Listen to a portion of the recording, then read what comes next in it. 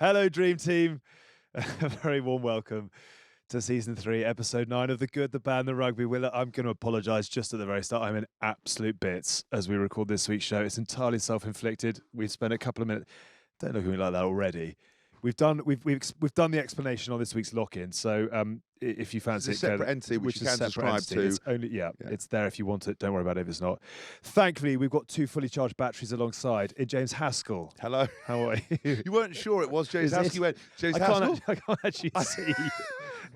Yeah. Oh, God. James Haskell? Yeah, it is James Haskell. And the great Bob Skinstad, a World Cup winner and a man so respected across the media landscape, who spent 5 minutes wondering what he's doing here on a Monday afternoon.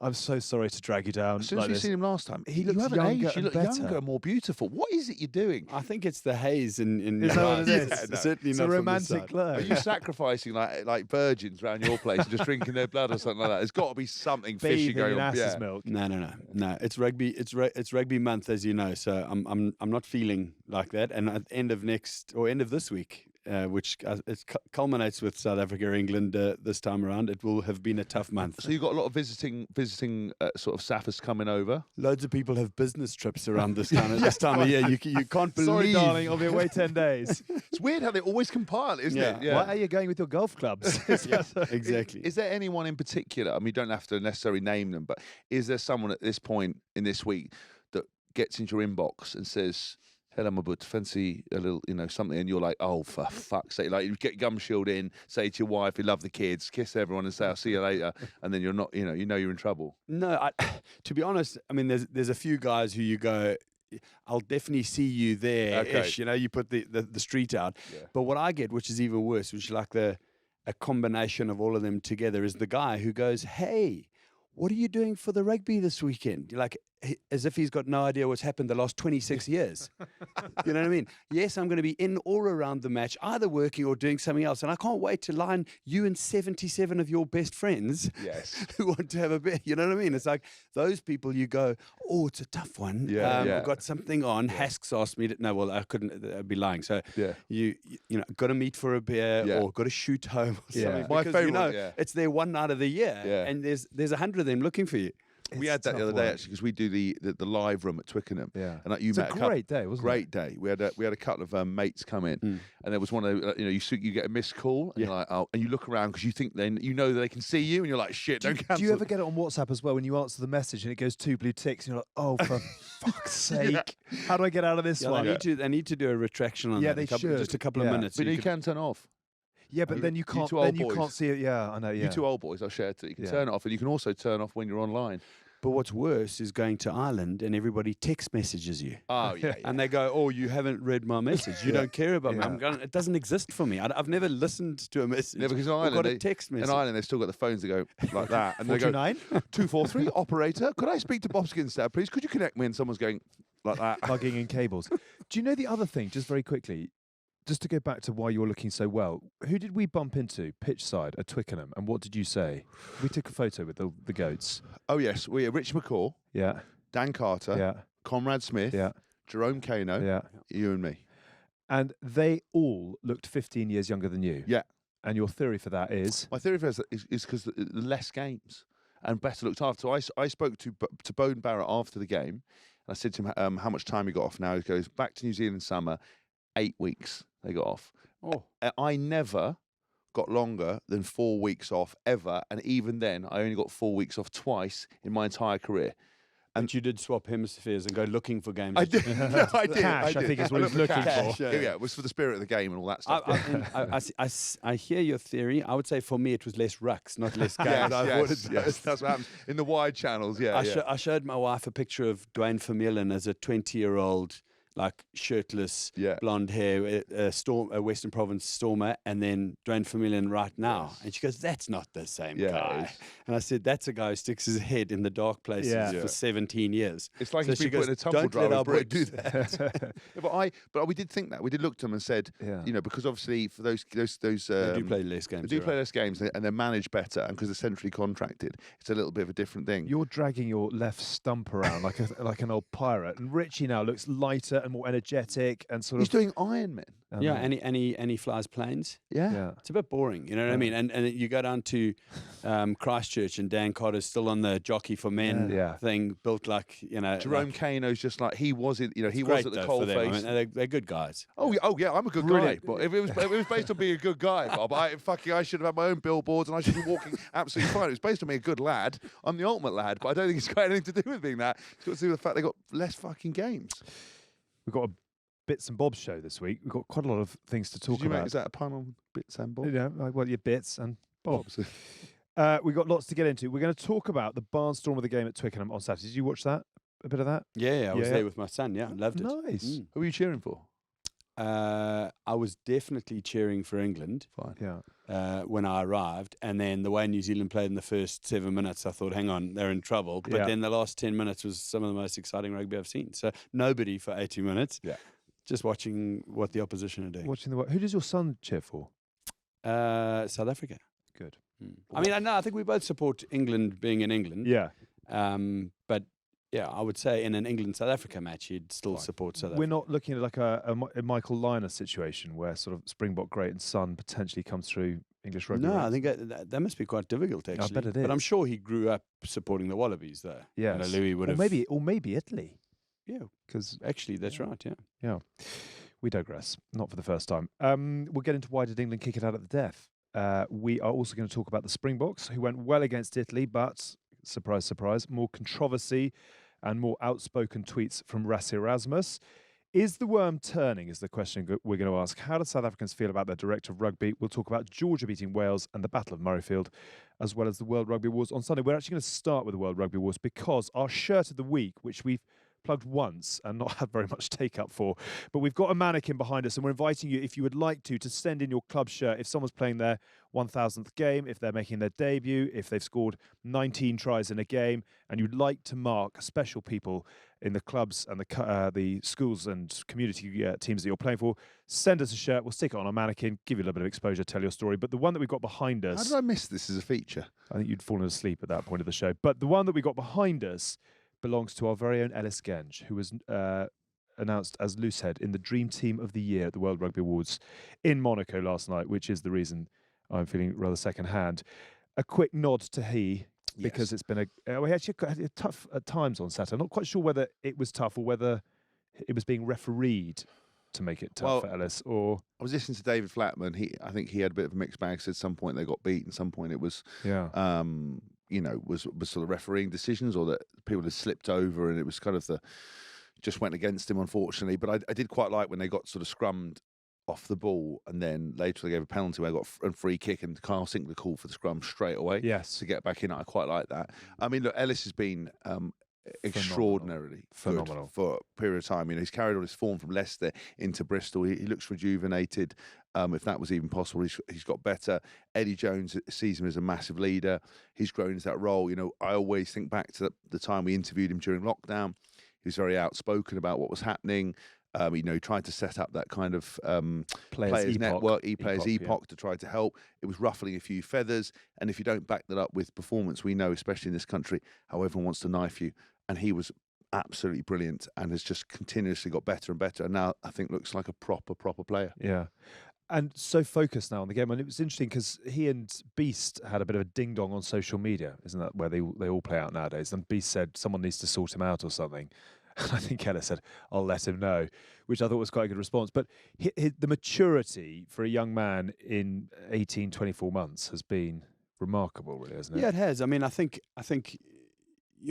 he's high profile, but like a lot of people with a good spine on them, he holds the profile well. Yeah. You know what I mean? He doesn't mind. He says, "Are you tall as poppies, and we're gonna catch the most wind." But I like what he stands for. I like that he's physical, and that he doesn't mind. Rugby, as we know, is innately physical, and it's a difficult game where you have to have clashes. And he's saying, okay, well that's my on-field life, and my off-field life, I'm going to also not shy away from the difficult stuff. So I like the leadership, and like Hask said, I quite like his presence on the field. He is a bit edgy. He's in your face, but you need them. You can't go on a rugby field and slope around the place and avoid every conflict. He's not out there punching or headbutting or hurting people.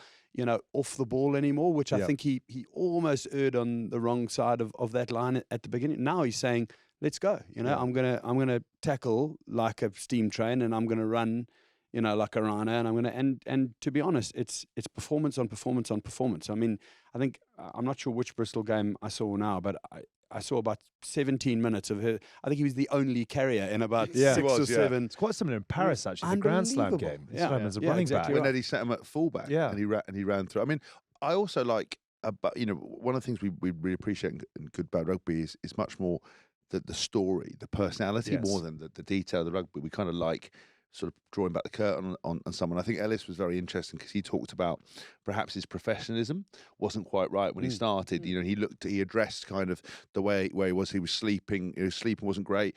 Playing video games for too long, not being professional. And he said, "Do you know what? I had a long, hard look at myself, realised that I could be improving in these areas, split his life down into manageable chunks, whether that was diet, nutrition, sleep, training, positional work, and absolutely hammered it.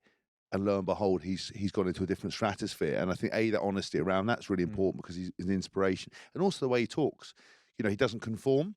And I think he comes from a completely different background to a lot of perceived rugby players. I think he says it exactly how it is, and I think it's very refreshing. And what's most important is he backs it up on the field. Yeah. Because there's no point being we know in this world we don't like people who are outspoken who don't back it up. That's why we love people like Conor McGregor, Floyd Mayweather, all these people. However, when the mystique is broken, you don't back it up. That's where the problem is. But Ellis has continuously done that, and I think he's now built a legacy that will carry on. Yeah. Actually, Henry Arundel was out at the World Rugby Awards and was particularly quick to say that Ellis had been unbelievably welcoming and sort of reassuring as a young guy coming into the squad, which I thought was fantastic here. It's obvious we love him. Well done, Ellis, on your nomination for the World Rugby Dream Team of the Year award. It's very nice to have your shirt. Took quite a lot of effort to get it back for you, so I hope you enjoy it when we hand it over. And Emily Scarratt was also named in the women's team as well, cutting some unbelievable shapes on the dance floor.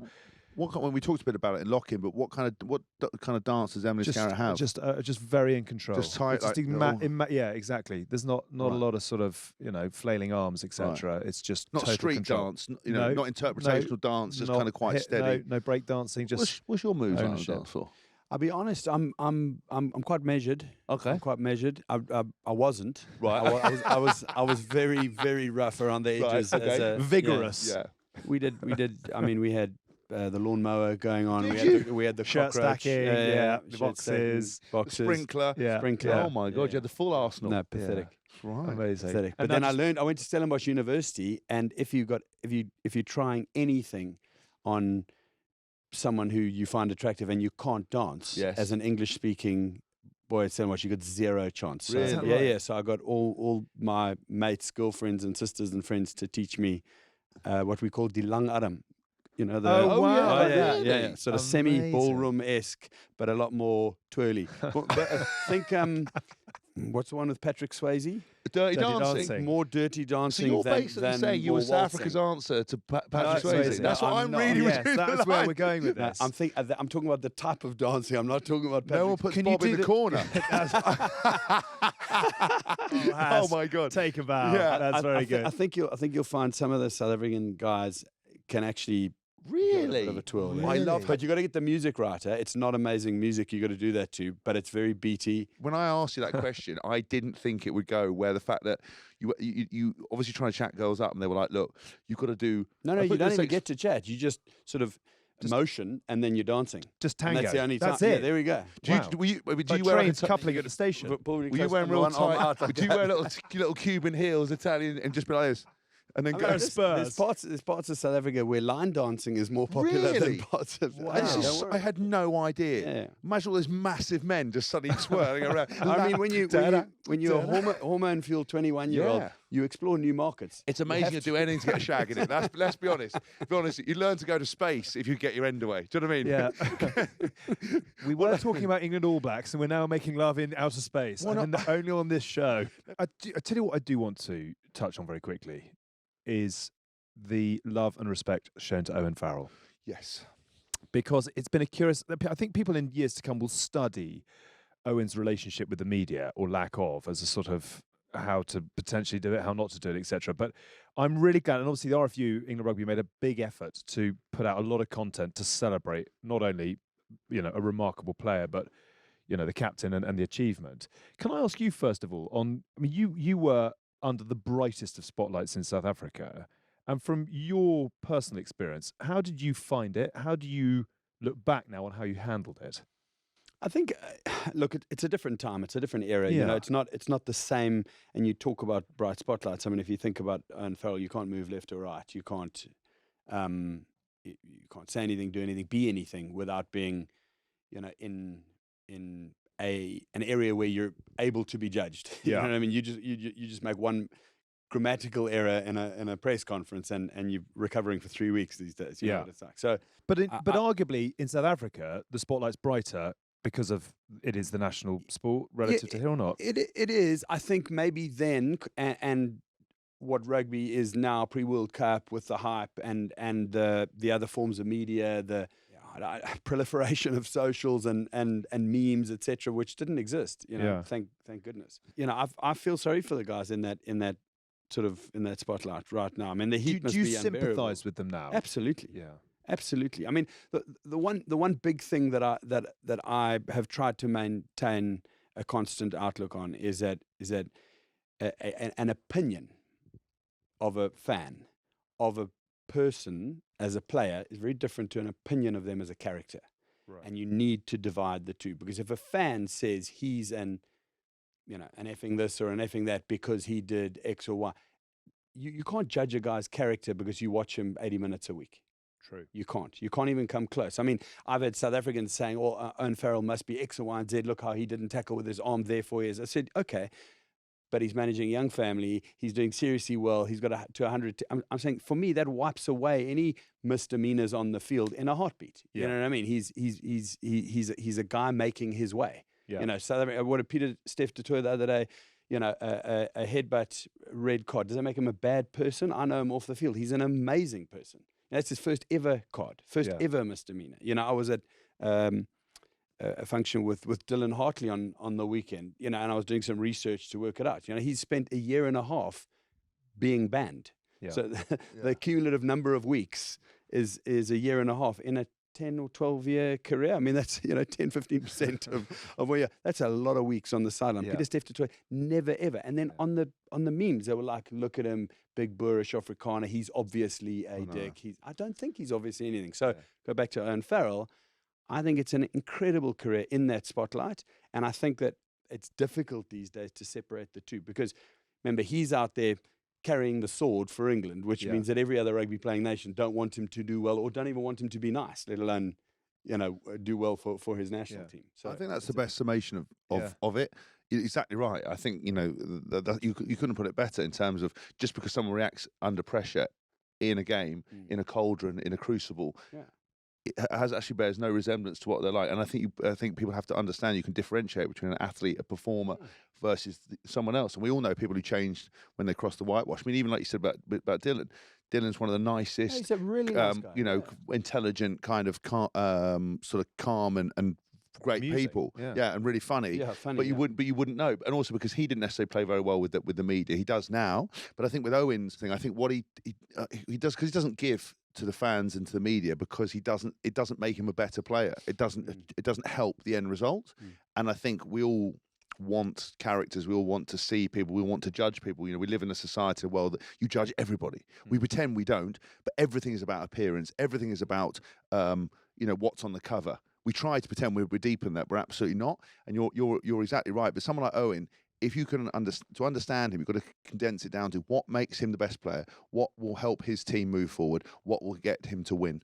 If it doesn't fit into that, it doesn't register. Yeah. And the point is being really chatty in press conferences, being really verbose post match, being selling your soul to the media like I do, just doesn't help your process. No. And that's how you understand him. And I think when time goes on, what you'll always talk about was you'll have teammates coming out and saying, "What a world-class guy." 100%. You will have people with the way he's performed for England, undeniable performances that you can never take away, and all that sideshow suddenly fades because we're all so great. Yeah. If you look at the pandemic as an example, we were all talking about the NHS, the greatest thing ever. It's funny how we now get into a cost of living crisis, and all that goodwill's forgotten. We're now hammering everybody. We're very easily swayed. Yeah. And I think as time moves on, the focus will come off all of that, and it'll just be known for what he is, which is a legend of a player, legend of a bloke, and a great winning mentality. A hell of a Warrior performance as well, because you looked like you picked up quite a bang on Saturday. Where were you? Whereabouts were you in the stadium? What sort of a view did you have of First half, New Zealand playing back towards us. I was on about the 22, between Yeah. the 22 and the 10 metre line. So-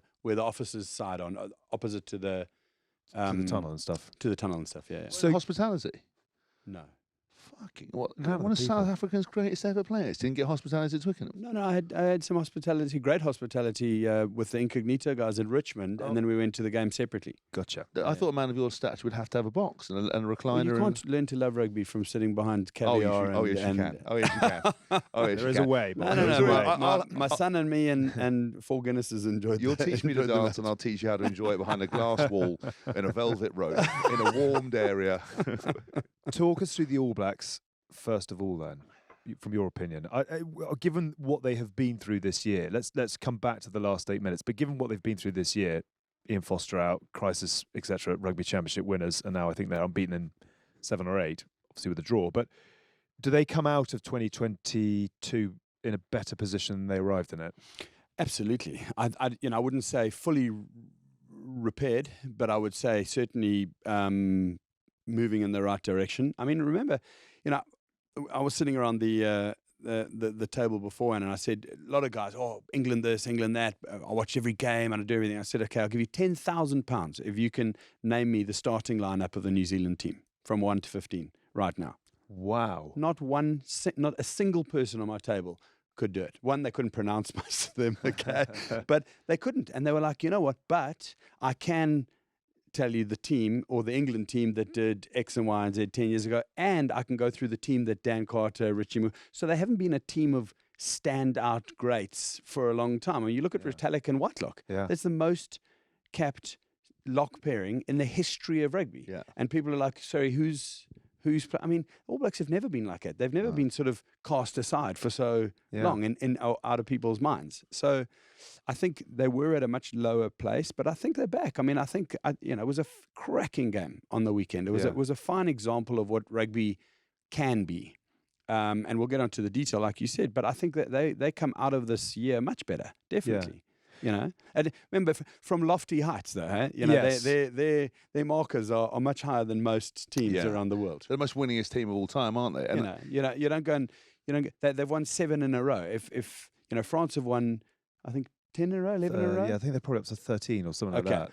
I mean, and everyone's going best French team ever in the history. New Zealand have won 7 in a row, and now it's 7 in a draw, and people are going bit of an iffy year. Yeah, I know. it's extraordinary. It is extraordinary. I'd say as well, I think all this kind of talk and almost a mild disrespect is fueling them to a whole new level. absolutely. I think And if you talk to any South African, it's just happening at the wrong time. Yes. In between World Cups. Yeah. Don't light the bloody touch paper now. Yeah. This is when you tell them, brilliant, it's going I crackingly, know. keep going. I know, but I mean, you look at it, and you like you said, Brodie Retallick, Sam Whitelock, the most cap pairing, incredible. They've been around for ages, and bear in mind, Brodie Retallick, I think, was World Player of the Year, a few years ago, whatever. He was absolutely on fire, redefining that position. Ardie Savea is, I think, the best back row player in the world at the moment. He's doing stuff that people can only dream of. Yeah.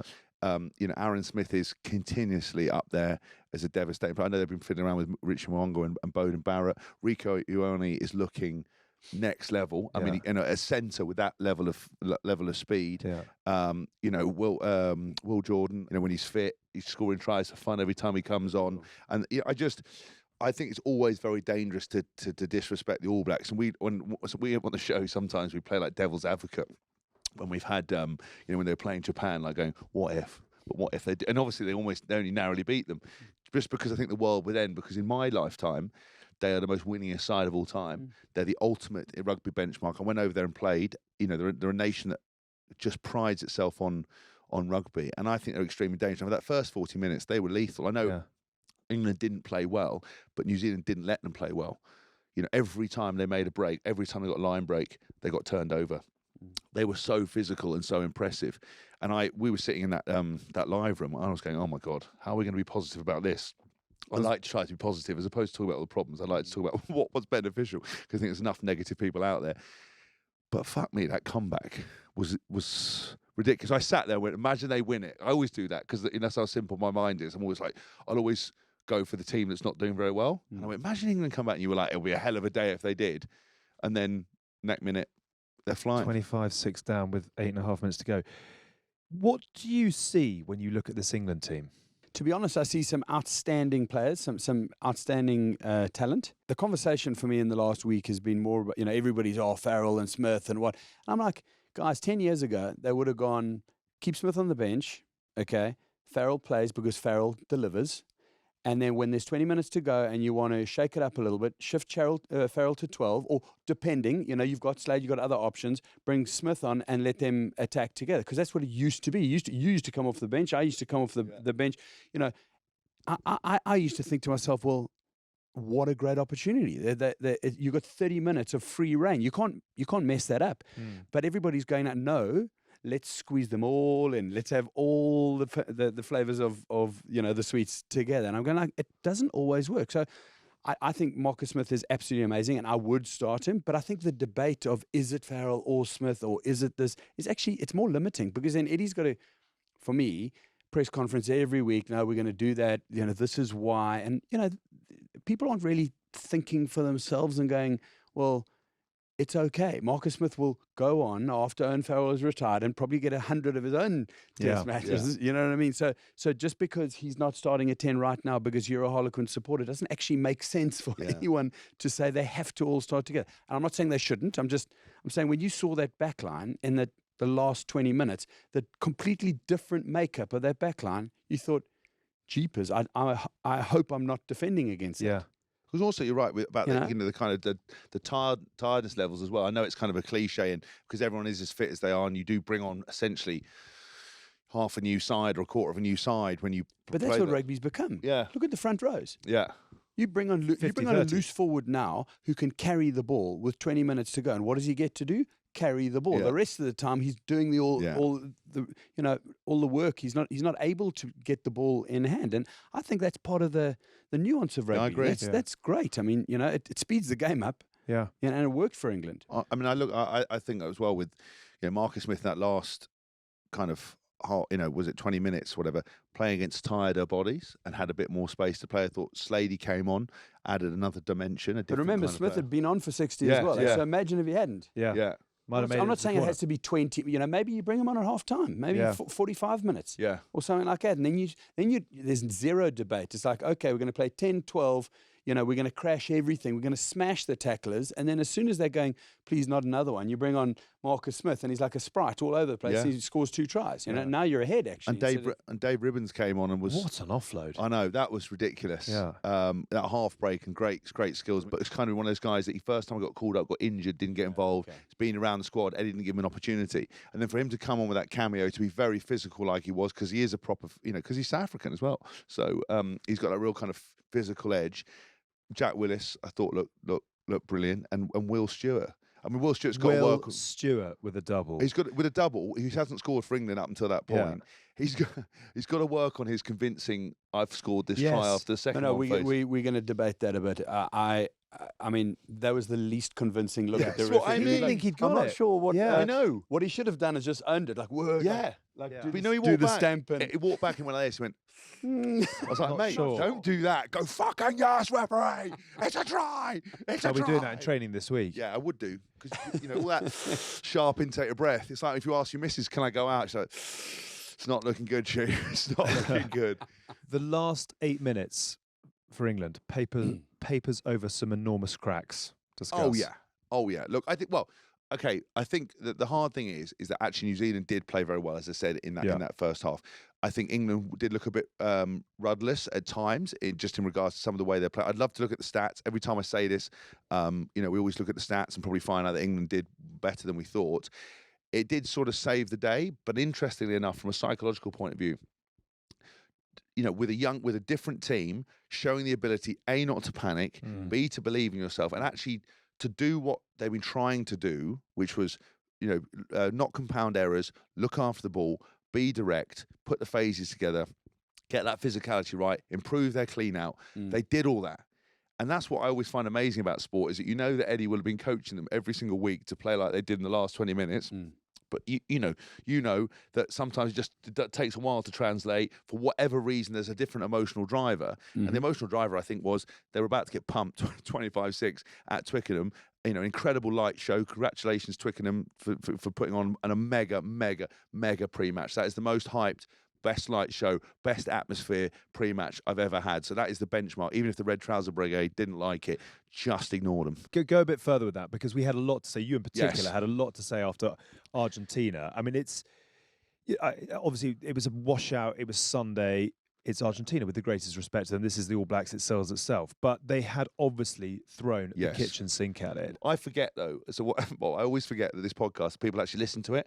I think that I'm just in a studio, just shouting at you two or shouting at the other people, and no one's ever listening. I hadn't noticed. Have you have you not? I just think it's like really cathartic. I don't think anyone tunes in. I keep forgetting that we're the biggest rugby podcast in the world, and that people actually listen to it. So I was talking about the Twickenham experience. No, it was unbelievable. But honestly, that for me is the benchmark of how it should be. They hyped it up, fantastic light show, atmosphere, crowd were on edge, perfect kind of balance of the light show, lasers, all that kind of stuff. The announcer shouting the names, getting people to cheer before. It was incredible. What about Sweet Chariots during the haka? Love it. Brilliant. Love it. Brilliant. Brilliant. I mean, Loved again, it. it's the only song we've got. I mean, that's another site, it's another story for another day. But just singing it, drowning it out, that's the hype. Yeah. But the problem is that's when you live in a world of easy digestible content, limited attention spans, everyone's on to the next big thing.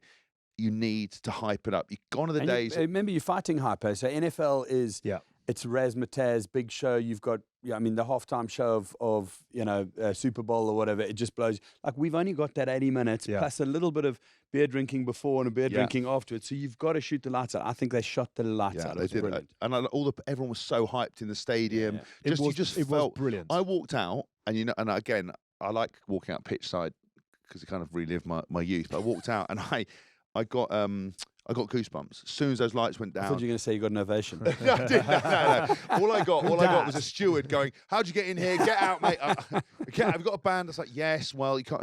All I do is get bollocked. I'm in a perpetual state of being told off, ushered away. Is it any wonder? So actually, given that we're giving out plaudits as well, just a quick word on Ben Youngs, who continues to keep ratcheting up the caps. How the control that he showed as soon as he came on, he got the pack into a huddle and absolutely laid down the law. And then particularly for the Freddie Stewart try, the cut back to the right. I mean, it just marshalled it really well. It's interesting when you have a chance to watch a game unfold and then you get on and you can kind of play what you've seen rather than play what you're reacting to. But just a word on his impact. Yeah, look, I thought he was brilliant. I mean, we were in, like I said, we were in the live room, and I won't mention his name, but someone came in and was like, "Oh, brilliant! What's Ben Youngs going to do when he comes on? A bit scathing, a bit rude."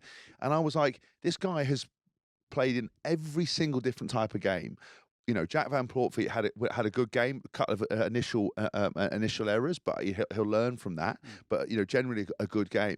Ben Youngs is the perfect person to come on because he knows exactly what's required in those moments. He doesn't have to force it. He's been there. He can see what needs to be controlled. Eddie would have been in his ear the whole time, and I thought he did really, really well. And people criticise the dynamism at this stage in comparison to, say, Jack Van Portfeet, because when Portfeet came on against Argentina and he did that break and scored straight away, everyone's like, that's what we need. Yeah. Equally in a game like he'd done exactly what Ben Youngs had done, which is to watch what the game was and then react to it. And equally when you need a moment where you've got to choose the right kind of kick, choose what the forwards need to do, rev them up, be a leader and direct play, and also have the confidence to know that you've played in so many games, 25-6 down at Twickenham. It's not, you're not overawed by it. I mean, what you thought.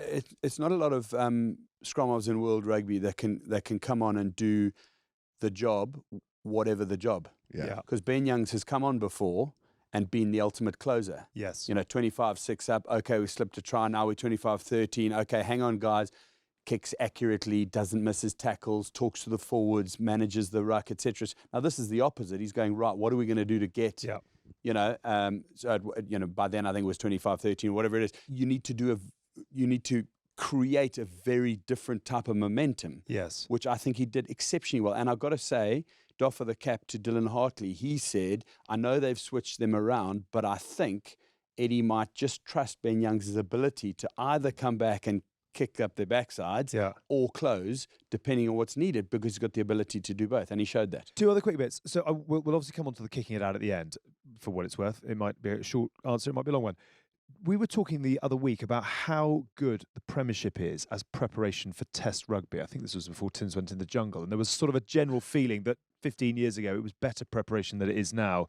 The games that we see in the Prem on a weekly basis are 45, 43, it's 39, 37 type thing. And, well, obviously higher scoring international rugby, but it's not like that week in, week out. But the one thing the Premiership does do, in particular at Harlequins, is that if you're 20 odd points down with 10 minutes to go, you don't panic. And I just wonder whether you feel that Marcus Smith inspired, and the way that the Premiership is now, 3 quick scores are very regular. It's very easy to find 3 quick tries. Whether actually that is a real benefit at international level, that the club game is giving those I think players. I mean, I know Will Kyne's got tweeted, I hope that Marcus Smith takes a huge amount of confidence from this game, thought he looked superb playing his natural game. Yeah. His natural game is, Harlequins making life very difficult for themselves and then having to dig themselves out of a hole. That was his kind of mecca where you can put everything on the line. And so, yes, I think you're right. Because when you look at that scoreline, you think, oh, do you know what, England could probably claw back a consolation score, or they could get a penalty. You don't for 1 minute think they could get there. And that is the nature of, I remember Brian Ashton said, you can score a try in 30 seconds or whatever, or 25 seconds. And you always sort of go, yeah, whatever. You actually can if you get it right, and and you get the rub of the green. So yeah, I think you're probably right. I think that is great preparation, especially for him, because that's what he has to do week in, week out. But they very rarely get ahead. Yeah. So yeah, you're right. We all say, oh, this is very stop clock. Occasionally, you should drink more often and turn up to work into its right place. Kicking it out at the end. What was your boys' reaction out of interest? Just as a sort of a. We were gearing ourselves up for them to run. So, he was quite disappointed. But I think we'd sort of, jeepers, wow, amazing try. Yeah, okay, got the kick off, boom. And then when it was kicked out so quickly, it was a little bit of, disappointing because of what we just watched for the last 10 minutes. Run it from anywhere in there. But he probably believed they could score. Yeah. Which is a bit of a weird one, because you would think that the people on the field could. But, I've thought about it a bit myself. I mean, it's a second best result. Yeah. But the chance of the first best result coming off are about 1 in 100. So I think that is exactly the point. And I tried to actually do some digging into the statistics of, from a restart, particularly one that goes down the middle, what are the odds of you getting caught a jackal at the breakdown? What are the odds of you actually getting into the opposition half and earning a penalty? And what are the odds of you going all the way to scoring a try? And I bet you're absolutely right. I've thought about it, because I think if you're in a state of what is a bit of disarray by then, it's a kick-off and you got it. You've spread it wide twice. Now, the All Blacks are famously very good at jackling, we know that, but it is later in. I think the odds increase tremendously once you get into their half. Yeah. So what I would have done, I would have thought how quickly, because if you're carrying the ball into the All Blacks, this side of your 10 meter, you're in. Yeah. You're with no paddle. Yeah. You're up a creek with no paddle. Yeah. And I would have said, maybe 2 long passes. If we can get over the halfway line. Yeah. Now we're in the mix, and then potentially, and we've seen in the last 3 games, Ireland, South Africa, we've both France games. The Australia game. We've seen penalties being given away in the last 2 minutes because of the frenetic sort of pace of play, the hustle. The referee's got to make a decision. You got a good chance of getting a penalty. I'm not saying you're going to score that try, but potentially past the 10 meter of the All Blacks, now they're on the back foot, and you're going forward. You get the big guys to carry, and the ref's going, they're diving in over, they made a mistake, and you win it on a penalty. It's unlikely you win it on a try. Yeah. Yes, but maybe win it on a penalty. I don't know. I think a draw against All Blacks at this stage gives them a lot more benefit than a loss. Yes, going for it. Yep. Although you would have explained that away all week long and said why, etc. But for me, it makes it much more important than to at least win against South Africa. Okay, that is interesting. I'd say, look, we were obviously pitch side at the time. Few people booed. I was a little bit surprised because you want that. You just want the hype. You want the build-up. But actually, when you look at it and having known the way that teams want to play, because they went down the middle, when you want to get an attack, most people, to get into their pattern, every side's the same. They need to get to an edge. Yeah. So they need to get to one side of the field. Need more space. So everyone knows where to fall back, so the forwards know where to drop. When you're in the middle and you haven't got a good spread of play, you're not quite sure where people go. So what most teams do is they find an edge, go to the 5 metre line or 15 metre line, then they set up and play. when you're playing against the All Blacks and in that area of the field, knowing that they can kick from it, they would be able to goal kick. They've got some massive kickers. Geordie Barrett, yeah. You know, he's got a mortar for a foot, and how well Ardie Savea and Papali'i were competing for the ball. By the time he got to the edge, 5 or 6, it's just the risk. And you're playing an unstructured game. Yeah. You're not playing, No. it's now markers. Trying to find structure, and all aren't week you haven't gone, okay, cool, last 10 minutes, if we need to find a bit of space, what are you going to do, Mark? What you've got is, here's a structured play. Can you imagine what would have happened if they had played and been turned over? Yes. Or played and been penalised? Yes, and also imagine, look, when you had that comeback, I think you learned a lot more from that comeback and the way they approached the game in the second half and what was required and what the positives would be than having the win taken out of themselves, ultimately losing it and getting caught. And I think if it had been any other area on the field, if they'd kicked to either side, but it's very smart to kick down the middle of the field, limit your options. Credit to New Zealand. And look, everyone wants the hype, everyone wants to see some crazy sport, but we got the draw and that's it. Hell of a day, hell of an atmosphere, an extraordinary finale. Well done, New Zealand. They're off to the beach. England obviously go against South Africa this weekend, who put 60 on Italy off the back of it. Knife through mozzarella they were. Oh, I like what you've done there. Thank you. Which I definitely didn't see coming, particularly after Italy had gone so well against Australia. How good were the Bokke? Much better. They started well. Italy were at that Capuozzo. I know he was he would have been with you at the World Rugby Awards. He was. I mean, he's just amazing as a player, isn't he? Gee, he's much bigger than you think. Yeah. I mean, that sounds ridiculous. But everyone who plays No, but I've got a international rugby theory is on not that. His pants are too big. Oh, okay. He looks like the skinny kid with billowy, Yeah. So if that guy's Stanley mum had Matthews. given him just slightly smaller pants, his legs would look okay. Okay. He look. We'll pass that I on. reckon. Yeah, please do. I mean, he's probably wearing a size 40 when he needs a 34, and it's awful. He's got Wind and then you resistant, look at little knock because I looked knees. at him. He's the same height as Brian Habana, who's not small. No. As an international wing, Brian Habana is 6'2", 6'3". Yeah. Something like that. Or maybe 6'1", but I mean Yeah. he's over 6 He foot. looked like Alex, basically what you're saying, playing sports school. Mum had given his kit too big, little legs, little spindles, running Why do you around. have to do grey that? socks. Grey socks around his grey Around his socks. ankle. Yeah, he's playing in his Oi. black shoes because he's forgotten his football Forgot his kit in PE again, had to his pants. Classic. Right, I think we were talking about the Bokke. Sorry, you Yeah. were just about to tell us how No, I good was just they've saying been. how good Capuozzo was, Yeah. and then I was saying that I think that the Springboks were much better. Still few mistakes, much better, more clinical second half. We discussed a little bit earlier. Marnie Libba came on. Ebenezer came on, carried the ball beautifully, got the momentum. How well is he playing? Actually, I thought it was astonishing he wasn't in the mix this year. And Ardie Savea, actually, for World Player of the Year, funnily enough. Eben's been sensational, isn't he? Yeah, he has. He's been Completely very good. I redefined think his game. Sia's also been good. Sia was good Yeah. again. He makes a lot of contributions in and around the tackle area, carries the ball a lot. No, they were good. I think the South Africans, and I'm sure we're going to get onto this with some of the subject matter that I've glanced my eye over, but the South Africans are in a difficult space. I don't think they're very well liked at the moment. So I was listening to the commentary team who enjoyed, having a go at them for the first 40 minutes, but the second 40 minutes you couldn't really because they played well. They defended well. They strategically they were very good, and they finished everything they needed to. You've teed it up beautifully. So I'm going to quote, I think he was your former SA head coach, Nick Mallett. Rassie Erasmus is to blame, says Nick, for the Springboks being the least liked team in the world. I think England will always be the least liked team in the world, won't they? Oh, yes. Second least liked team in the world, and not getting the 50-50 calls from referees. And I'm quoting Nick Mallett here. Unfortunately, I'm convinced that the reason we're not getting good calls in those moments is because he keeps pointing them out and keeps on showing refereeing incompetence. And this is obviously with reference to some of the tweets that Rassie Erasmus has been throwing out there. I mean, there are a fair few of them. A few days ago, learning, ! Those long passes have an optical illusion attached to it. We all work hard at it. Sort of mildly passive-aggressive, I suppose, comparing South African and I think it was French, wasn't it? Long balls out wide.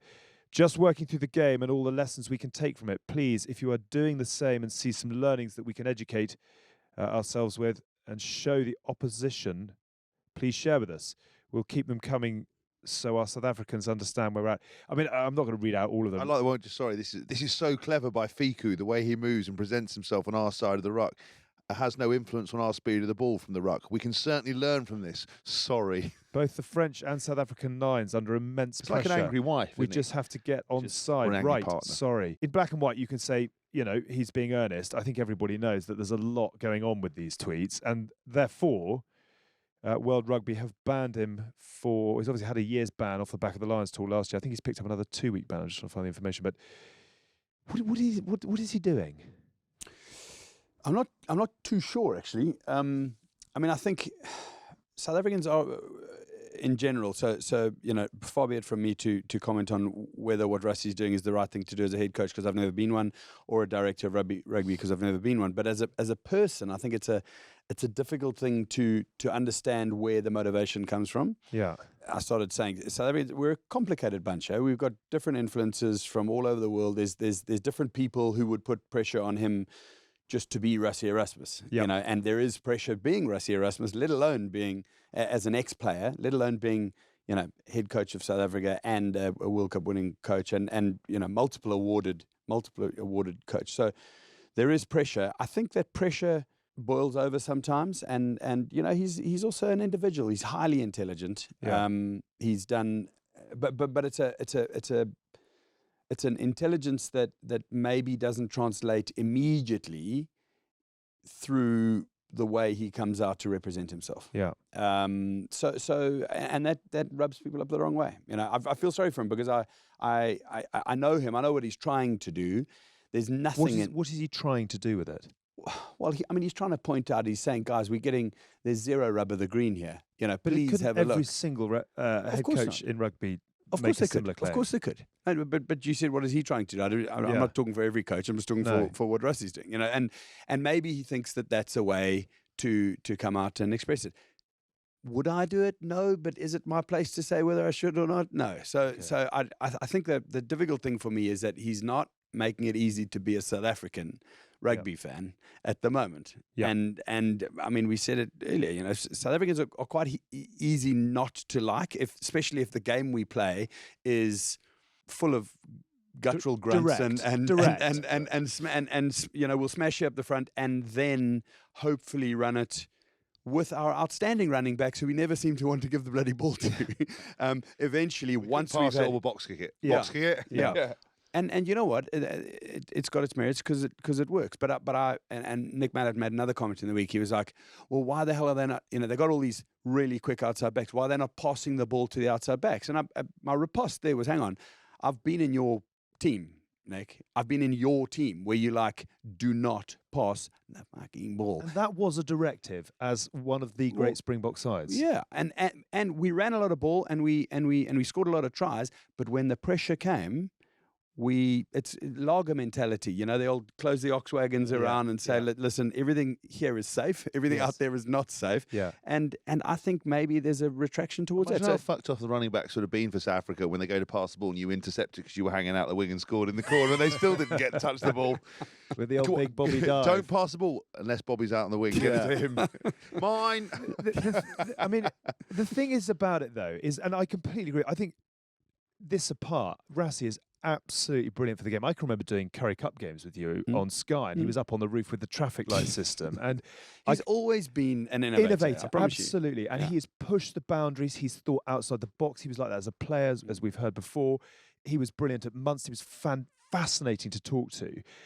What is really sort of ugly about this is that the Lions event last year, it was enormous. It was a real storm, and he paid the penalty. And he's had a huge ban off the back of it.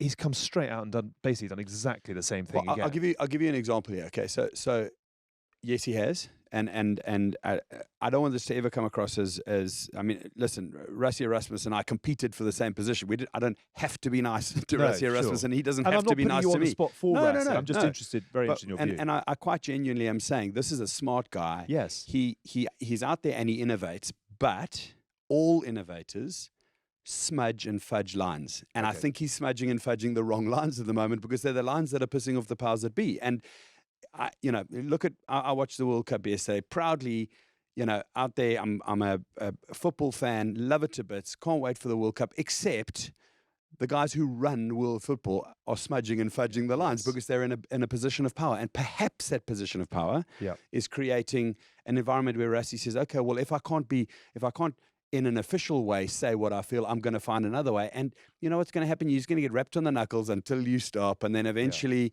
you retire and you say, well, I would have changed X and Y and Z. That's where he is at the moment. Because this, for me, is sort of, it's a feeble, naughty way of expressing his frustration. Yeah. You know, and he is frustrated because South Africa lost to France and lost to Ireland.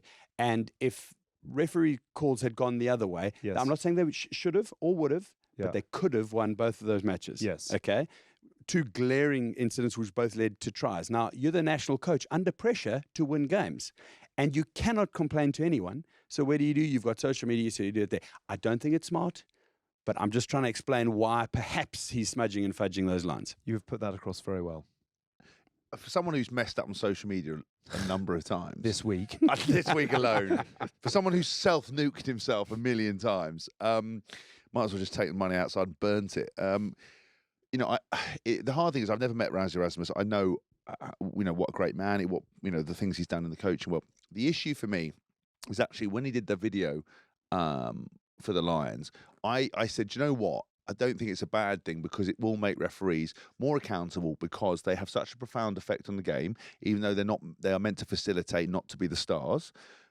But, a lot of the games were being decided. And as we as players get scrutiny from the media, scrutiny from our own teammates, video analysis done every week. I know the referees, had that. But, for example, they could make a catastrophic error, get it wrong, a side could lose. They go, oh, sorry, we'll try better next time. Yeah. And it's very hard to swallow as a sports person that, that's the way that went. And I understood that. And would I have done that as head coach? No, because I think when you break the boundaries and you open it up to the public, like on a social media forum, it becomes very murky because the assumption is that everyone is as intelligent as you are, everyone is going to be as controlled as you are, or people are going to buy into it and see the nuance and see the kind of clever. But you give them access. You give them access. And the problem with giving access is you then incite other people, and then you bring everything down to your level. You break your mystique as a coach. You remove yourself from the pinnacle that you're supposed to sit at, which is reserved going through channels. And I understand the frustration. And we've talked about World Rugby. I've talked about refereeing before, that they need to be made accountable.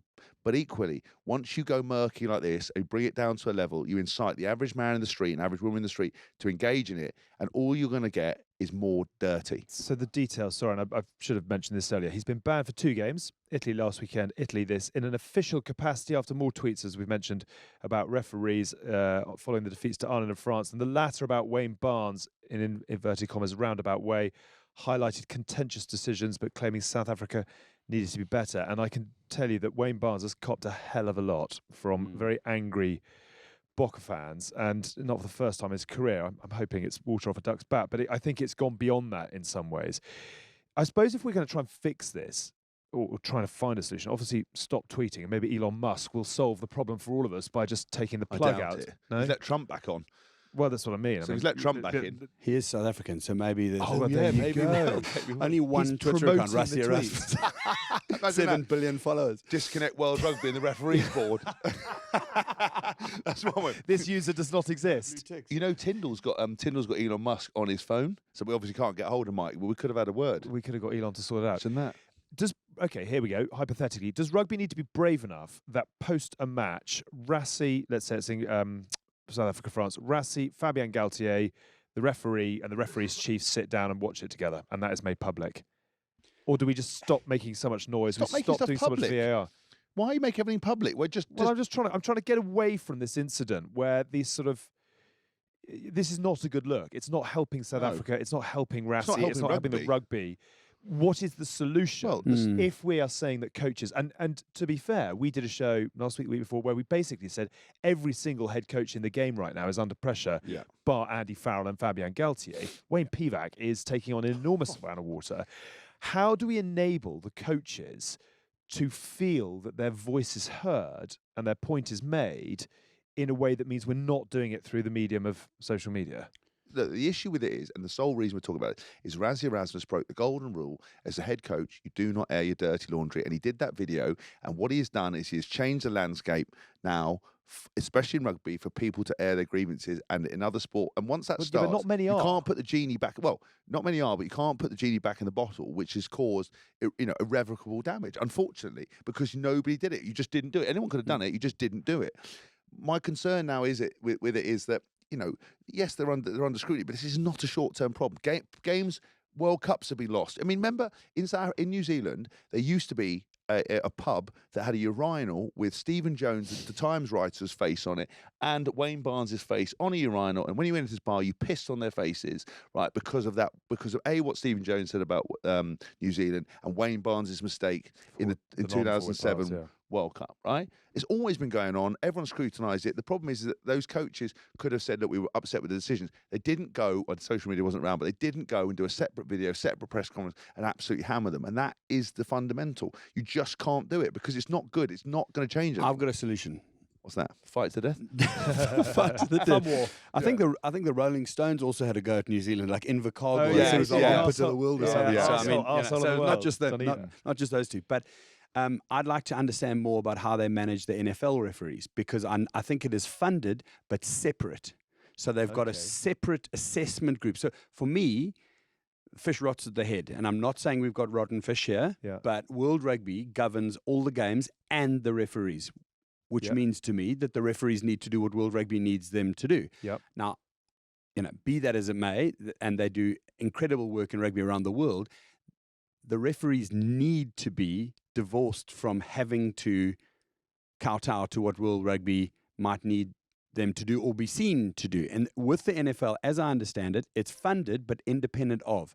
So the head of the referees, the head of the NFL can go and say, why the hell did you do X and Y and Z? And you say, because that's the policy we've come up with and we run your game. So why don't you just get back in your box? Yeah, I love that. Now, for me, the difficulty with rugby, NFL doesn't have a club game, doesn't have a social game, doesn't have a grassroots where referees are, to be honest, paid bugger all, and they're giving back to the game. And there are amazing referees who've changed rugby for us, given access to rugby. Okay, so that's difficult. But perhaps at the super professional level, separate them out. Separate them out, and then you could have any referee as judged by the refereeing panel for the game that's specific, with the individual who needs to be, you can also then have independent criticism. Yes. Because the World Rugby wouldn't have to jump in and then defend him and then ban you and that X and Y, Z. They can say, hey, the referees meet with all the coaches, with all the players, this is how we agreed upon the laws, etc., and then they adjudicate based on those. At the moment, it's linked. You need to extricate to be able to judge. You said it earlier, we're all judged from everywhere. But now what's happening is World Rugby are going naughty, naughty, naughty, and then, oh, hang on, we're not going to point the finger this way. And I just think that there's something else. You were looking for solutions. I'm a solutions guy. Bob Skinstad, president of World Rugby. Let's do Chairman. it. What is it? Chairman? President? Oh, no. Oh, we make it president. We make it a dictatorship. El Presidente. I'll come in as your number one henchman.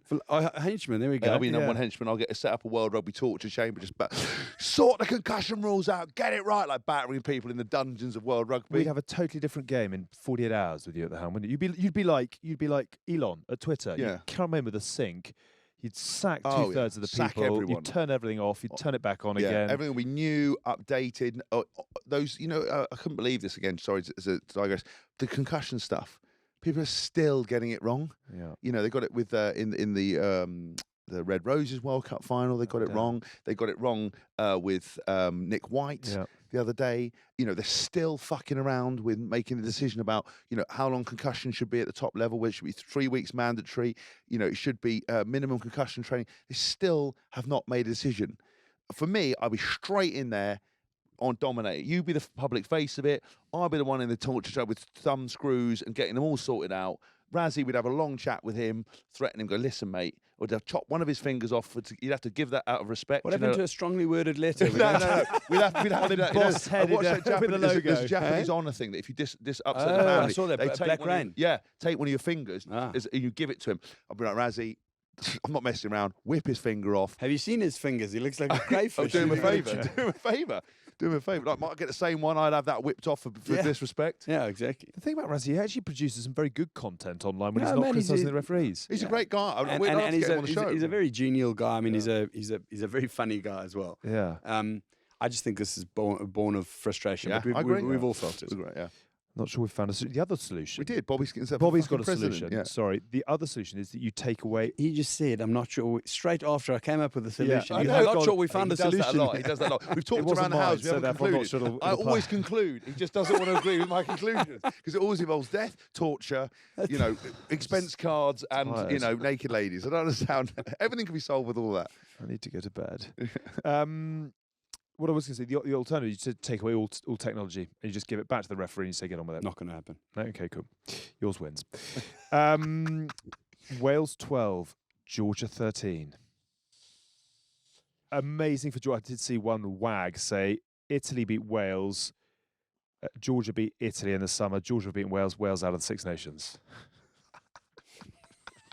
Do you know what? I feel bad because I said, I don't know where it was online or I forget because it's just a melange of crap that I talk at a regular basis. Where I talk, it could be to myself, could be to my wife, could be on a stage in front of 5,000 people. Who knows? And I said about Italy beating Wales, and I'm saying that let's just forget away Georgia now. Let's forget the nonsense. Let's make sure we have Rome is the best night out. We've said before. London, fantastic. Paris, get rid of Edinburgh, get rid of Scotland. Keep Italy, put Spain in. Let's get Ibiza team in there. Portugal have now qualified for the World Cup. They have. Let's get Portugal And in Chile. there. And Chile. Yeah. Let's get them all in Six Nations. Sack off Santiago. any crap away Great part of the trips, world. right? But then Georgia have now come and done and beaten Wales. So Have you not been out in Tbilisi? I actually have I. I think you would have gone on a pre-season training camp went there to- with Wasps. I think I probably did. Yeah, I've been there. Yeah, it's a bit niche. It's got that sort of hostile vibe about it. Do you know what I mean? One wrong cocktail Wooden and bed. suddenly some bloke's eating your foot. Do you know what I mean? You're like, how did I get here?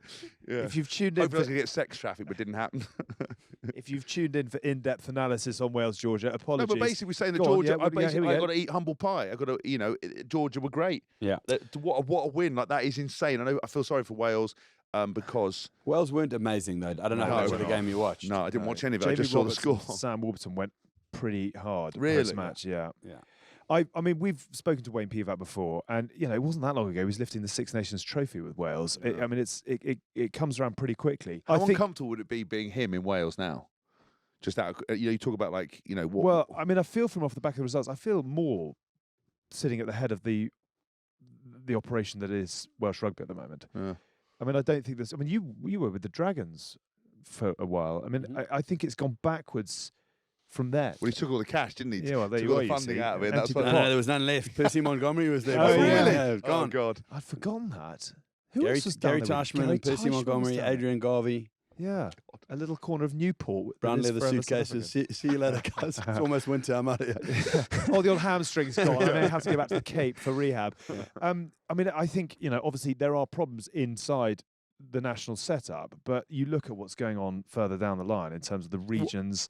I mean, I think the regions. So South African rugby went through a phase where they did this regional rugby thing, which, and I mean, this is a much broader conversation because regional rugby brings, rugby is political in its nature anyway, Yes. and it's made of. I mean, we haven't even spoken about America not making it to this World know. Cup, but they got 8 years to get ready for the next one. Apparently, they're going to nick Eddie. Yes, on an 8-year contract. Yeah, and Eddie the Eagle. He needs a henchman, Eddie. God. Green card. Vegas, great night You out. can't get. Great night out, Vegas. Great night out. But this regional rugby thing where you've got all of the troubles you have in your own little club team area, plus now you've got to make friends with other groups of clubs in a region, and then you've got to impress upon the union why your idea is better than the next region. I mean, it's an absolute nightmare. So it's problems on problems, and it's a multiplier effect. And hard, really, to see where the solution's coming from. It's problems Yeah. on problems on problems. I've done one solution already. I can't do. Yeah. No, I'm Very not- good solution. We're not repaying him enough. Come to back do next week for solutions, another do you know what I mean? solution. Man doesn't hand out free it's on a- solutions, So Per solution basis. Georgia have now beaten Italy Tier 1 and Wales Tier 1. Yeah. It's going to be quite interesting to see what they do because Wales, Georgia I reckon Georgian in the World Cup. underrated on strength. They're bloody strong. They're eh? We Mate. trained against them. Do you remember that training session? And they were Unbelievable. all massive units. And I remember the first time we trained down at the scrummaging session, and the boys went down for the first scrum, and the Georgians just conned them, and all the lads fell over. And I was like, oh God, this is going to kick off. Like, touch escalated to full on violence. I got wheeled out of a forwards game by Paul Guster because he said that Georgians were beaten up and I need to go and fill a couple of them in. So I then had to spend my whole session in the touch session flying into these Georgians, trying to batter them because Paul Guster was upset they'd be manhandling their back. So I was like, right, brilliant. I've just turned into a hitman on that one. Big, strong, massive units. But the uncompromising. Honestly, if Tins was here, he would say fold it like a deck chair. They're so good at it. And the final kick of the match came from a scrum. Yeah.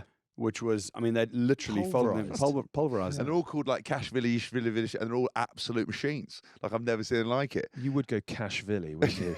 That'd be my Georgian name. Interesting to watch Georgia over the next few weeks. It's going to be, honestly, the World Cup next year is going to be utterly extraordinary. Ireland just enough to get past Australia. I'm going to ask you about the Wallabies. So they've come really close in all three now. Is this a sign of a side that is just not where it needs to be, or are they quietly just not going to fit? I mean, obviously, results aren't going their way, but they're just getting themselves into position. We were talking last week about how you want to arrive at a World Cup, and we saw with the Red Roses in New Zealand, you don't actually want to arrive as number one, holding on. You want to arrive with a little bit of growth, work to do during the tournament, find some momentum, and then go. And I just wonder where the Wallabies might be. Right, great call. I think option B of those. I think they're finding themselves. I think they're going to have to next year. They've got a couple of big matches proving matches before they'll have an incoming tour. They'll have the Rugby Championship games to be able to have a real go at the Springboks and Argentina and New Zealand.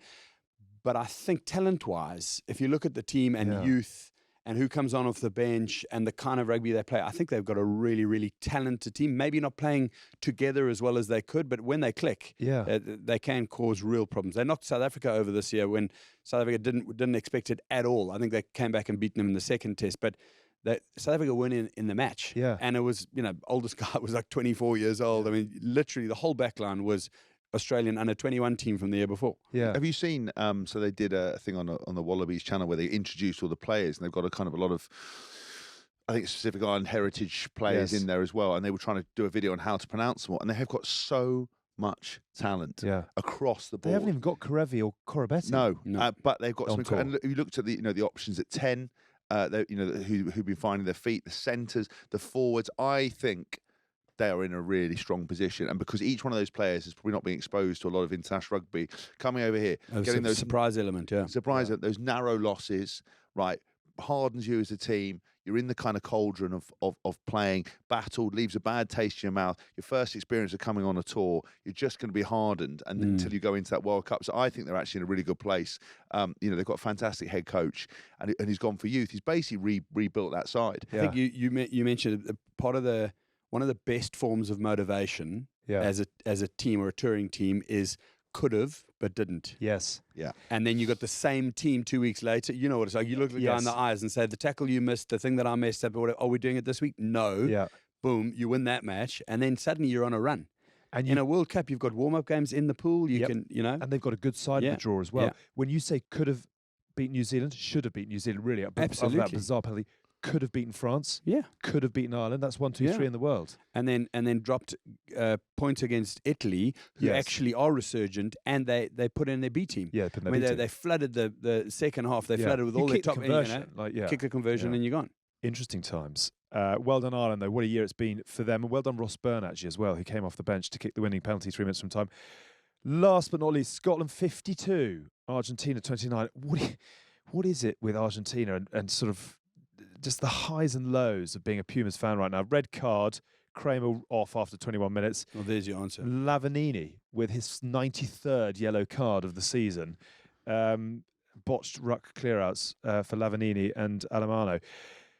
The question I want to ask, though, is Finn Russell, man of the match. I mean, it's been an extraordinary curve for him. You were never Maverick, but you had an interesting... Did you have an interesting relationship with selectors at times?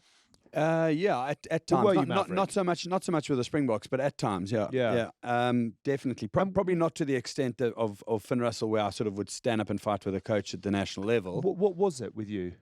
I think Well, Too busy dancing in leotards and sparkly sequin suits and not coming in. Bob, could you come and train, please? Yeah, Not exactly. now. Not now. Flynn Day. I've got to do a Tabbity dance. La, da, da. What was it with you? I mean, No. you were. It was one pair of arseless trousers too much that really Shut pushed up, everything. Hask. I mean, you were the Becks of the box, as we would say up here.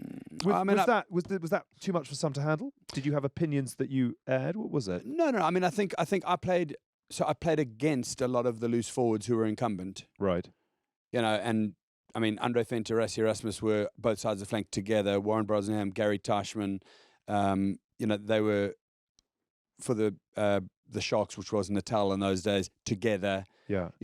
Corne Crick and I were together, and then Corne Crick got injured. So it was sort of me and the other guys type thing. So it was the outsider looking in, I think, a little bit at the beginning. And then... But you could do things that they couldn't. Like and vice versa. I mean, yes, they could tackle and hit rucks and do all the things, but they couldn't dance. That's Couldn't very dance, true. they couldn't sing. Couldn't dance. I Yeah. just wonder, therefore, whether you have sympathy for Finn, who is mercurial in his talent, but is obviously not quite giving, or hasn't been giving Gregor what Gregor wants to see. Yeah, I don't know enough about it. If Finn Russell was too big a character for Scotland rugby, how come he turns up every week in France? You know what I mean? In an environment where you could lose your way very, very quickly.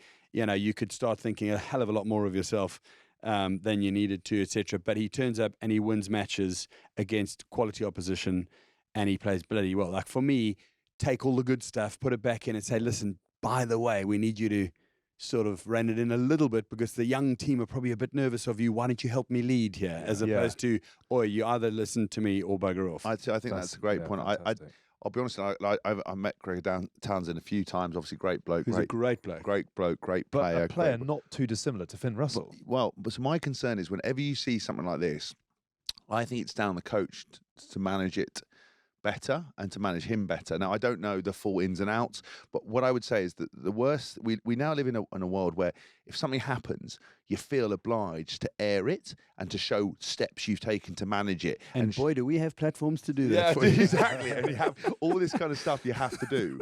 But actually, I just, if by hanging someone out to dry, what happened last time with the drinking stuff and sending it home, all this kind of stuff, you kind of think it's fine because it sets a precedent, it shows that no one's bigger than the team and you're in control and you don't want the media to find out and it's all that kind of panicking. Actually, he's just someone that needs to manage. And I would stop commenting. I'd take him in the house, and if you say to Finn, listen, I want to get on board with you, almost look after him and say to him, this is the standards we expect. Look, mate, come on, play with me. Let's help manage it.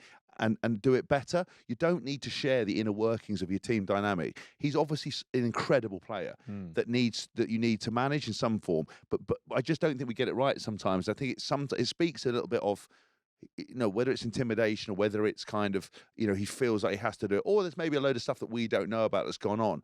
But I would say I think it could be handled a bit better because I just get very wary because you've seen it with coaches in the past thinking they're doing it the right way.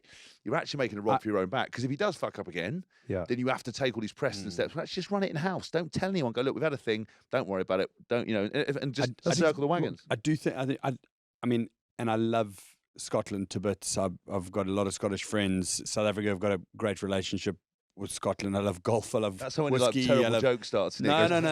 I've got loads of Scottish friends. No. But Scotland is small. Yeah. The rugby community in Scotland, if they're telling a story about a Scottish international, it's a first name basis. Yeah. They'll say Gavin said X, or Yes. can't believe Finn's not doing this, or Gregor was, because they do know them probably. They've either played club rugby with them or they're at the same.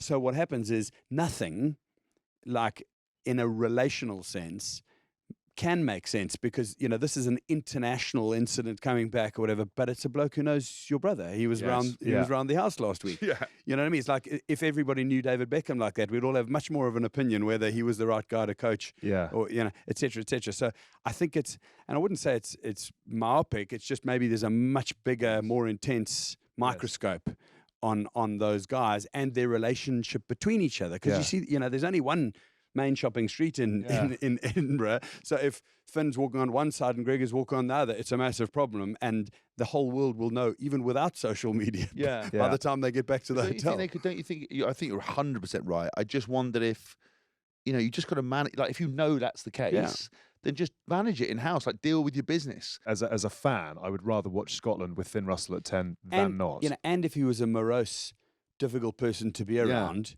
who only turned up for 80 minutes and then buggered off, but the players love him. Yeah. He scores a try, does something, they're all over him, big hugs and big friends, and like for me that's a lot harder to see. You see the around it and you go, okay, so who's not getting on with who? Yes, that's what I mean, and I think it's a bit of a weird one with, when you sort of, if you have, I mean, you said Gregor Townsend was quite like Finn. It's always difficult if you get a management to come in. Gregor's a great guy. So I can't, brilliant, but I man. can't see him fighting with someone. I know. I can't see Finn fighting with someone. That's my problem. Absolutely right.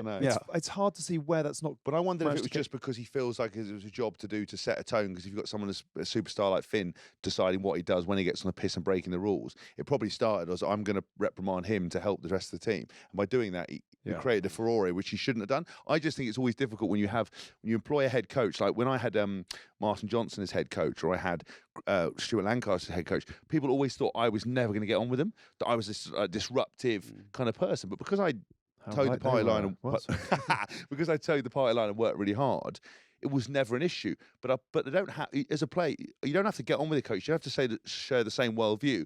What you need to do is what's best for the team and be respectful. And you don't have to like, what I like, you don't have to like, but you have to manage me in a way to do it. And I just think sometimes, I saw it with Cipriani a few times, I saw it with other people, they didn't quite do that. They did what they think was right, when actually all it took was an arm round him, a little quiet word, a little bit of management to get the best out of him. Who was the best at that? I think Eddie was really good at that. I mean, Eddie's documented that, saying he came into the room and he saw Dylan, he saw me, he saw 2 or 3 other lads, and he went, I need to manage those guys to get the rest. He said it in his book, I identified these players that I wanted to make sure that they were the emotional energy of the side. If I get them on board, if I get them firing the right way, they would help me deliver my message. It's business 101.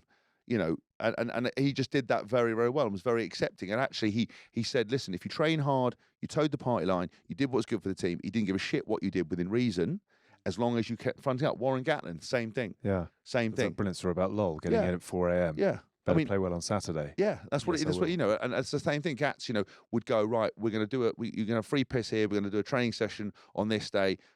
Knock yourselves out. But if you don't fucking turn up and front up, and the interesting thing was, because you created that environment, when players didn't turn up, other players then start calling players out and saying, where were you? You know what we're doing. And then you start running that self-fulfilling thing. And that's what Eddie did with Dylan. Yeah. Dylan, as a teammate of other players, it's very hard, especially in the modern world where nobody likes a difficult conversation. No one can air their own opinions. Nobody likes to be told your shit. We have to write letters and speak to HR and go through hoops to tell someone they're crap. Dylan would stand up in front and go, I've seen you leaving your rubbish in the spa. You lads were late. You didn't come back on time. You don't know your fucking moves. Sort it out. And how hard is that to do to teammates, to peers, to actually have confrontation, because you spend all the time. It's very hard, but it made the team better. And suddenly you hear players having micro conversations going, listen, pick that up. Why haven't you got attention to detail? This isn't good enough. Owen Farrell was very good at it. And suddenly that's how it works. And I think with someone like him, a bit more management, a bit of a different approach. And sometimes you have to give these mercurial talents a bit more leeway, because with excellence and genius comes a bit of a loose personality. We see it all the time. I had the loose personality, but none of the excellence. That's the problem. I had none of the things to back it up, but I had all the looseness. Who was the best you played under in that regard? Coaches, I mean, it's such a good question, because you get into that position and you get a bit of a mentality, my way or the highway. I mean, coaches are always, Eddie said it, Jake White said it, they always know that they're only a couple of games away from being fired. So they have to be quite, aloof away from the players. Yeah. And then you get coaches who are not very good at that get too involved, best friends with the players, So we had a really nice Super Rugby year in 2007 where Dick Muir was the coach, yes. and he was he'd been a Springbok and we'd actually played together, and he got the balance really right, I felt. Yeah. Was that the Habana try in the final? Yes. Oh. Yeah. And we had a great season. I really enjoyed that time, and he was probably one of the guys who was able to definitely have a casual beer or a round of golf with someone on a Thursday, but Saturday it's business time type thing, and arm's length it. I felt Alan Solomons in his young early days was very good like that, because he'd come through club rugby, come through amateur, and had seen guys doing weird stuff, and he never judged you on anything that didn't happen between the white lines, which is great. Yeah. So probably those guys, and more the modern day coaches. I would say Jake blurred those lines a little bit. You know, it was like if you Free de prayer, not that he ever would, but you could have done anything. He could have come in, you know, cycling a bloody a steam engine into the Friday night at 3 a.m, and he would have been starting lineup. Yeah. Because he knew how important he was to the team. Yeah. But yeah. But I mean, I gave an example in my book about kind of with Stuart Lancaster. So one of the hardest working, most dedicated coaches I've seen. Really good guy, fantastic in the with the Churchill Cup stuff and the Saxons. You know, obviously everybody now loves him in Ireland. Incredible. One of the things was when he was England coach, because he was so concerned with the task in hand, he'd come into the team room, sit down at the table, not say a word, eat 30 seconds and go off. You know, he walked past me in the corridor and he was focused and had so many things he was concerned with, you know, getting St. George's crosses on the shirts and what was happening in the grassroots game and how we were perceived and managing the media, attention to detail. But within that, didn't leave enough time, in my mind, in that particular period of time as head coach for those relationships, right? But then obviously within that, he had Andy Farrell, who's a very personal guy, Graham Roundtree. So it kind of balanced itself out. Eddie, on the other hand, even though he has the attention to detail and works mad hours, he will walk into the team room, sit down at the table, start chatting with you, ask how your family is, remembers everything, remembers your missus' name, remembers whatever it might be. You know, and in my time, we had Steve Borthwick, again, very much attention to detail, but was an emotional arm around you. Paul Gustard, you know, a life and soul of party, much more my style of character. And so, you know, a coaching team is all about the dynamics and how it's put together. That's why I'm always interested when you said, say, Sean Edwards and Andy Farrell for England coaches. You've got to be very careful who you put with who, because where you find you've got to have alpha males, you've got to have some emotionally in tune people, you've got to have that nice. And you know what? Sometimes it surprises you where it comes from. Yeah. We've just had, so it's 25 years. We won a Curry Cup, which was, and we'd been in isolation. So the Curry Cup was our Super Rugby, 1997. And all those players just got together. Harry Fillion was the coach. And they've just got together this weekend. It's 25 years. And Province hadn't won anything for about 15 years. So it was like a real return to, you know, success. Yeah. And you know that we're all on a WhatsApp group and texting each other, loads of thank yous, et cetera, et cetera. One of the guys said, sitting down at lunchtime, okay, and getting up from the table at 10 o'clock reminded me why we played so well together, because we used to go, you would have stayed a Vineyard Hotel in Cape Town, right next to Newlands, where a lot of the teams come in, and we would take the Friday night, because we all were like Stellenbosch and out, so we would all come and stay in the hotel the night before a match, and then play the next day at Newlands. And that Friday night dinner, I can remember them like it was yesterday. James, but titans of the game, hey? Like, I mean, I was a 20-year-old kid, like James Small, Chester Williams, Dick Muir, you know, Percy Montgomery was coming through the ranks, like Andy Aitken, Fritz van Heerden, and guys who went on and played like, test after test after test. And we would come in for dinner at 7 o'clock and leave at 10 o'clock. You know, these days, everyone's got something else to do. So you're on a phone or off to a movie or something. Not about that. Like, we didn't want to leave. Yeah. Not a drop of alcohol. Not anything to do with anything, just great jokes, good people, good banter, and that is the culture which wins championships. And that's why when Dylan was captain, he banned phones at the table. Brilliant. If you had phones at the table and you got on it, and even if at dinners, so the post-match dinner, if you're on your phone and not sitting engaged with the opposition, or your missus picked up the phone, your missus had to do press-ups, lads had to do press-ups. Chloe, who literally, when Dylan walked past, said, Chloe, that's my wife, you're on your phone, fucking 10 press-ups. And Chloe looked at me and I was like, babe, you know the rules. I did tell you, I can remember doing a corporate do where with you as the England team, and Dylan made some bloke from O2 do 50 press-ups. Yeah. Brilliant. Because you don't get to know anyone these days. You don't have that kind of conversation. And it's the same thing with a coach. If you're asking your players to sacrifice, you need to have emotional intelligence now. Gone are the days of like just calling everyone a dickhead and sort of which is funny for me, because Stuart Lancaster I really like, and he's got quite a high emotional intelligence. He has. I think the pressure of delivering made him forget the little bits with the England team. There is no. When I knew him as when he was Saxon's coach, I was really sad for him. Yeah, he was amazing. And when you go to Ireland now, everybody raves about him. Right, and all the players. Because Leinster's built on that, eh? And absolutely, that's what they said. Respect. And he is he was such a good guy. I genuinely mean it, and because I never, all those coaches could not have worked harder and could not have been better people. And they got absolutely fucked over by the media, and everyone's gone on to be incredible, and they all deserve it. They're all good people. My only thing I only said from an observational point of view, I think because the game, when you become a sort of a Saxons coach, or when you go become a Leinster, he's doing what he loves, which is coaching and interacting with the players and doing what he does best. Whereas when it the becomes other role England, of head coach, it's 90% about dealing with the media and the clubs. It's 10% about coaching, which shows you what kind of animal survives the best. That's what I agree, and I think you're right. I think the pressure of and the way he was trying to do things, which was befriending the media, which was trying to. No other coach, like I say, there's no other coach apart from Stuart Lancaster could have got the England side back on track from 2011 to 2050. We were the most hated team in English touring history. We were a laughing stock. We had every scandal under the sun. We'd embarrassed ourselves publicly. We'd been terrible at the World Cup. All of that dirty laundry.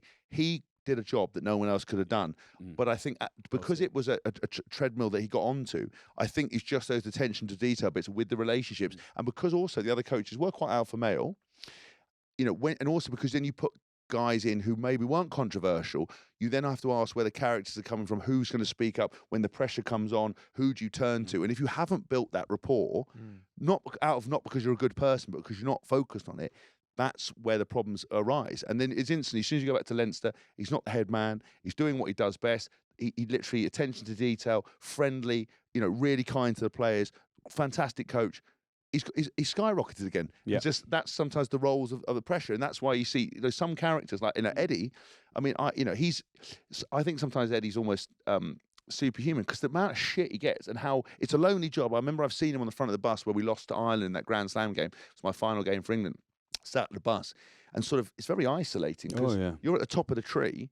You're getting shot from below, you're getting shot from above, shot from below, getting knife from the side, knife from the media, and it's you on the end. And all he's got is go back to his wife and Annie, the little dog. Do you know what I mean? Because that's the only people that are arm around him, and it's a very difficult place to be. And I know that's why I'd never be a head coach. Fascinating. Really fascinating. There's a little bit sort of tint of sepia and nostalgia around the end of this week's I think show. that's just because you're very, very tired. Yeah, that's possibly You could be having a stroke. I think you're falling asleep. I think those are blood clots. Am I here? in your eyes. I don't know.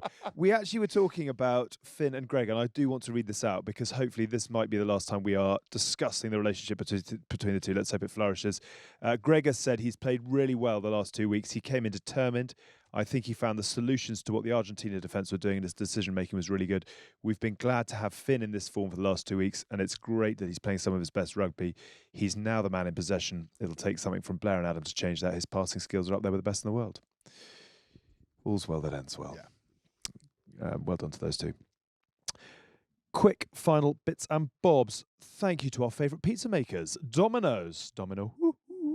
Actually, do you know that?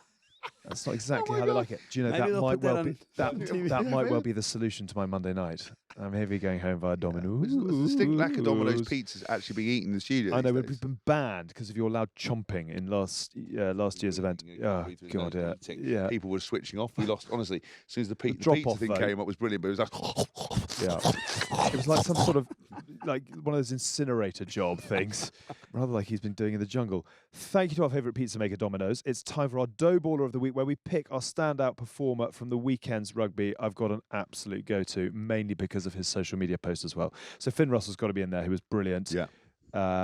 Who else? Georgian Pack actually could probably get a shout out for a Domino's. do you reckon £100 worth of pizza to feed the Domino's Georgian Pack? May have to make it 200 quid. I think. Fine. Domino's. But there's only it's got to be Big Bad, the man who scored a double at Twickenham. Will Stewart. Don't you think? Yeah, 100%. Did you see his social media post? Yeah, was it two battered sausages, mate? Two battered. So there was a picture of him celebrating his double, and he's cut it out and stuck him in a kebab shop. Yeah, it's like two battered sausages, mate. And you swipe it, it's him in a kebab shop. Him doing something else, very good. Yeah. So we've got to pick Will, and we'll get our lot to make 2 Domino's pizzas, and we'll send him 50 quid's worth of pizza for the journey down to Bath at the end of the November Autumn Internationals. Well done, Will. That is a special day for you, and a little something from us to you. Enjoy it. Check out Domino's new Ultimate Spicy Sausage Pizza. Before we go, we're going to give our predictions for the last weekend of Autumn Nation Series fixtures, which are live and exclusive on Amazon Prime Video. Wales, Australia. Wow. Sneaked it. You do not want to be the loser of that one. Wales, Australia, 3:15 Saturday afternoon. Your pound or your rand is going to go where? I'm going to pick You're not. Wallabies. Yeah, very good. Very good. Wallabies to fulfill everything we said about them Yeah. and have a cracking game. Wales to be better, but Wallabies to overpower And them I with think some that long-range tries. That sets them up for a big 2023. Wallabies. I feel you should never kick a Welshman when he's down, so I'm going to say Wales because they need a big comeback. The Welsh Dragon needs to roar because at the moment it's got asthma. I think that's a technical kick while they're down. Yeah, it was. Yeah. By how many? Australia by 10. Oh wow. 8 or Big. 10, yeah. Yeah, okay. Hask, Wales by I think Wales by 5. Humdiddly-dum. I'm going to go Australia by 7. England against South Africa. So no Vincent Koch, Trevor Naikane, Jasper Wiese, Cobus Reinach, Cheslin Colby, Andre Esterhuizen. They haven't been released by their clubs. So that is a bit of a hole to fix. Actually, it's not the end of the world, but you've had worse final games in November before, haven't you? You mean missing because of outside the test window? Yeah. I mean, surely we could just organise the calendar together. You think that's a whole nother show? No, that's a whole nother solution, and not on this show. Not on my You watch. think rugby could be progressive, make a joined-up decision, actually make some decisions, get things sorted out? Don't think so. Let's finish on a high, James. Let's finish on a high. So you can go first. England, South Africa. England to give us more of the 8 minutes or more of the 17? Well, now half of South Africa's team are missing, and I wasn't aware of that. I'm going to go with England. Bye. I'm going to say England by 3. Yeah, I'll go South Africa by 3. Oh, best friends. I'm going to go. I would love it to be England. I think South Africa might do it by 4. Those are our predictions ahead of this weekend's games. Just a reminder, the final round of the Autumn Nations fixtures are live and exclusive on Amazon Prime Video. James, the merchandise. Guys, you know we love a bargain. So from this Friday, it's 25% off the Good Bad Rugby merch. Got hoodies, caps, mini rugby balls. We've got T-shirts in various colours, incredible stocking fillers, absolutely brilliant. Head to goodbadrugby.com to pick it up now from this Friday, 25%. I love you. Buy the merch. We need the cash. Goodbadrugby.com. Don't forget our lock-in show as well, which we've recorded already. It's quite something this week, I can tell you. Do visit that for behind-the-scenes access, untold stories, and more of Hask, myself, and when he gets out of the jungle, the Lord. Apparently we're unfiltered, which makes a huge difference, as you can imagine. Subscribe to that on Apple Podcasts, only if you want to. Otherwise, all the usual bits are where you would expect them. Free, enjoy, a little something. Let's just really explain that. Yeah. Okay, this is what we confused everyone. We've confused. taken an extra show and put it behind a paywall, and now we've got an ordinary show that's staying ordinary. Don't get confused. Don't get lost. Don't get hyped up. Special new show, original show stays free. Everyone understand? Good. Quite a good explanation. I think that is us done, which is exciting for everybody. It's like he sort of died and still Thank there. you very much, Steve, for coming in and speaking some proper No worries. Good to see you guys. providing solutions. Brilliant. I think we should get him. I'd like to get. Can we come in once a month? We get the cash right. Oh, yeah. Once every 2 months. Okay, once every 2 months, cash right. Are you there on Saturday? Yes. Good on you. Yeah. Entertaining, just watching. Entertaining before, but then just watching. Yeah, with some mates. Let's Looking hope for a forward to it. very good Do you have a entertainment. beer? Do you want to come? Love to. Come to the live to room. find out. Yeah. We'll be back there. You ready? We might be back there, might not be.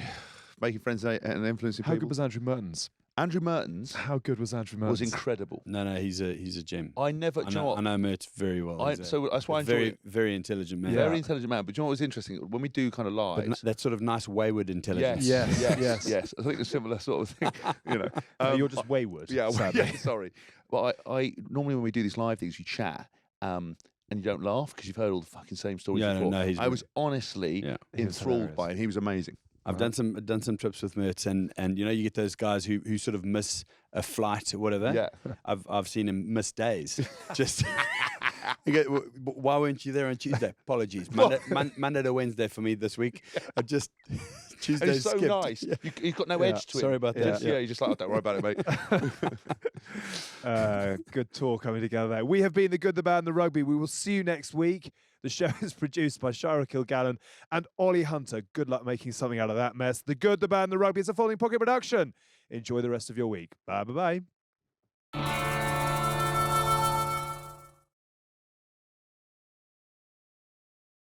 We happy? I wouldn't say we're happy. Oh, give me strength. I got this. I believe in Come on, myself Al. too. Come on, Al. You can do it, G. Come on, son. Come on, Al. You got this. Right, 3, 2, 1. He said 3, 2, 1 with like self. So you think, like pump yourself up. Go on. Shut up.